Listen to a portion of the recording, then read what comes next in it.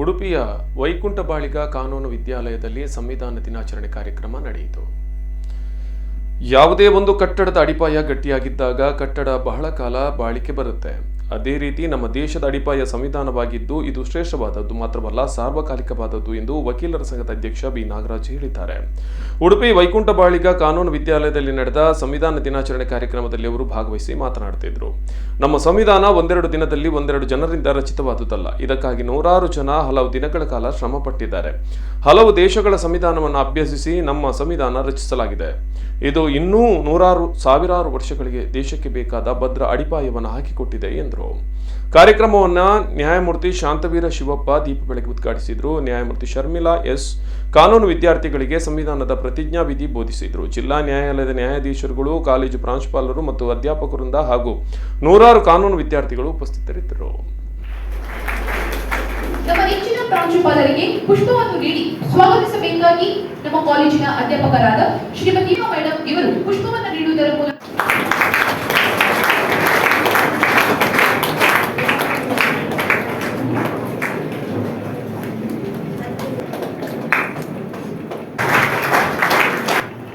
ಕಟ್ಟಡ ಇಷ್ಟು ಗಟ್ಟಿಯಾಗಿ ನಿಲ್ಲಬೇಕಾದ್ರೆ ಫೌಂಡೇಶನ್ ವೆರಿ ಇಂಪಾರ್ಟೆಂಟ್. ನಾವು ಕಟ್ಟಡವನ್ನು ನೋಡ್ತೇವೆ, ಕಟ್ಟಡವನ್ನು ಇವ್ರು ಮಾಡಿದ್ದಾರೆ ಅಂತ ಆ ವ್ಯಕ್ತಿಯ ಹೆಸರನ್ನು ಮಾತಾಡ್ತೇವೆ. ಫೌಂಡೇಶನ್ ಈ ಸ್ಟ್ರಕ್ಚರ್ ನಿಲ್ಲಬೇಕಾದ್ರೆ structure is based on foundation. ಆ ಫೌಂಡೇಶನ್ ಸ್ಟ್ರಾಂಗ್ ಇದ್ದರೆ ಈ ಕಟ್ಟಡ ನೂರಾರು ವರ್ಷ ನಿಲ್ತದೆ. ಆ ಕಾರಣದಿಂದ ಒಂದು ನೇಷನ್ ಸ್ಟ್ರಾಂಗ್ ಆಗಿ ನಿಲ್ಲಬೇಕಾದ್ರೆ ಫೌಂಡೇಶನ್ ಕಾನ್ಸ್ಟಿಟ್ಯೂಷನ್, ಇದನ್ನು ಹಲವು ಬಾರಿ ನಿಮ್ಮ ಟೀಚರ್ಸ್ ಹೇಳಿದರು. ಆ ಫೌಂಡೇಶನ್ ಮಾಡಬೇಕಾದ್ರೆ ಅದರ ಹಿಂದೆ ನೂರಾರು ತಲೆಗಳು ಕೆಲಸ ಮಾಡಿರ್ತಾರೆ.